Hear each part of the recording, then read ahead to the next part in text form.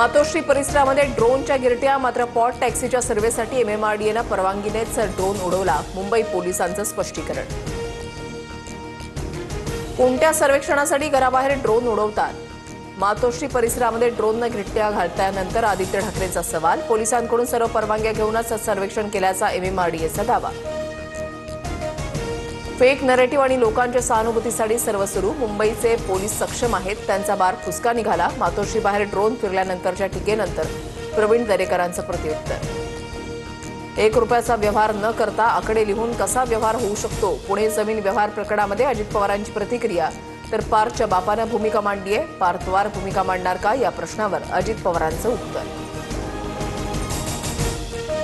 मी कधीही चुकीची गोष्ट करत नाही. माझं नाव वापरून कोणी चुकीचं काम करण्यास सांगत असल्यास अधिकाऱ्यांनी करू नये, अजित पवारांचं आवाहन.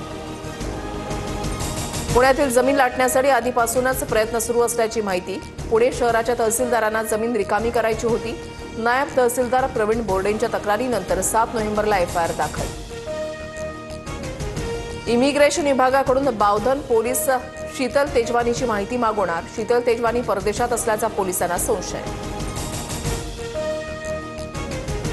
जमिनी हडपणं हा अजित पवारांचा धंदा. पार्थ पवार वारसा चालवतायत. सगळे पवार ब्रिटिश ईस्ट इंडिया कंपनीचे सदस्य. पुणे जमीन व्यवहार प्रकरणावरून लक्ष्मण हाकेंची अजित पवारांवर टीका. भाड्याने बोलणाऱ्या नेत्यांना आम्ही भीक घालत नाही. बोलताना माहिती घ्यायला पाहिजे होती. सूरज चव्हाण यांची लक्ष्मण हाकेंवर टीका.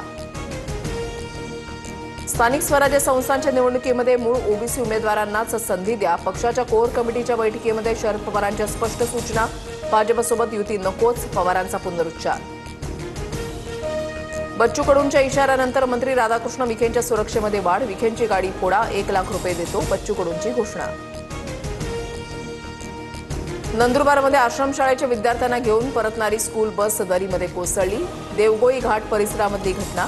दुर्घटनेमध्ये 2 विद्यार्थ्यांचा मृत्यू. दोघांची प्रकृती चिंताजनक. 56 जण बसमधून प्रवास करत असल्याची माहिती.